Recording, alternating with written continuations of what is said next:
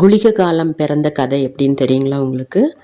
ஒரு முறை ராவணனுடைய ஒய்ஃபு மண்டோதரி கர்ப்பவதியாக இருக்கும்போது, ராவணனுக்கு ரொம்ப சக்தி இருக்குங்க. அதாவது ஜோதிஷம் அ பரமான ரொம்ப சக்தி இருக்குது.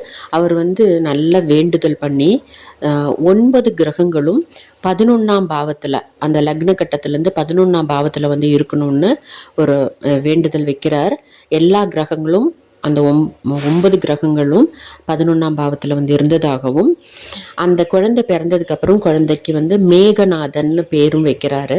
அதுக்கப்புறம் அந்த ஜோசியத்தை கணிக்கிறப்ப, அந்த ஜாதகத்தை கணிக்கிறப்ப அதில் சனி பகவான் தன்னுடைய இடது காலை 12ஆம் பாவத்தில் வச்சதாகவும், ராவணன் கோவப்பட்டு அந்த 12ஆம் பாவத்தில் வச்ச சனி பகவானுடைய இடது காலை கட் பண்ணினதாகவும், அந்த இடது காலிலிருந்து வந்த குழந்தை தான் நம்மளுடைய குளிகன் அப்படிங்கிறது. குளிகன் அப்படிங்கிறது சனி பகவானுடைய குழந்தையாக பார்க்கப்படுது.